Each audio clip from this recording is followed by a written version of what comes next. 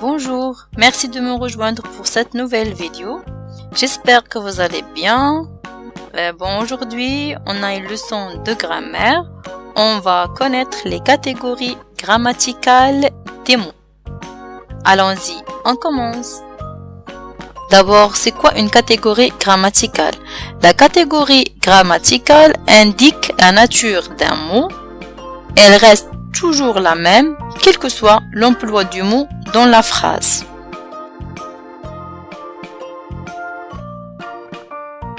Quelles sont les différentes catégories des mots?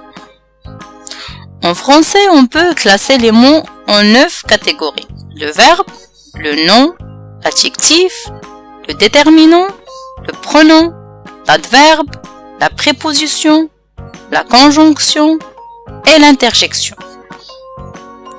Le verbe, le nom, l'adjectif, le déterminant et le pronom, ce sont des mots variables qui changent de forme.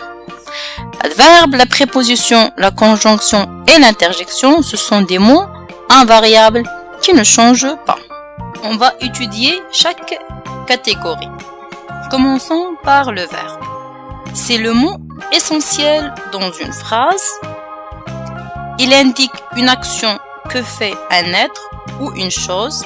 Exemple, parler, prendre, aller. Il indique aussi dans quel état est l'être ou la chose. Exemple, sembler, paraître. Les verbes se classent en 3 groupes. Le premier groupe comprend tous les verbes qui se terminent par ER, sauf aller. Le deuxième groupe comprend tous les verbes qui se terminent par IR et qui prennent ISON au participe présent. Le troisième groupe comprend tous les autres verbes. Être et avoir, ce sont des verbes auxiliaires. Les verbes se conjuguent et leur terminaison varie selon le temps présent, passé et s'accordent avec leur sujet.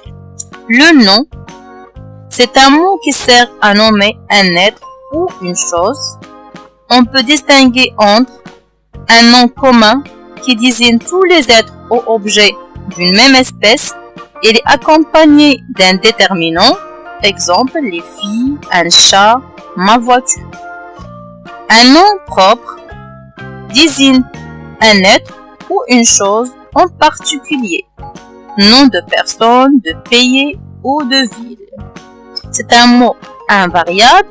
Il commence par une lettre majuscule et s'écrit sans déterminant. Exemple, Sarah, Italie, Marrakech. L'adjectif. L'adjectif qualificatif est un mot qui accompagne un nom. Il lui donne une qualité ou une caractéristique. Il s'accorde en genre et en nombre avec le nom qu'il désigne. L'adjectif qualificatif peut être soit épithète, il s'ajoute directement au nom et se place avant ou après lui. Exemple, une belle voiture, des animaux dangereux. Soit attribut, il est relié au nom au moyen d'un verbe d'état. Exemple, cette maison semble magnifique, l'enfant est gentil. Le déterminant.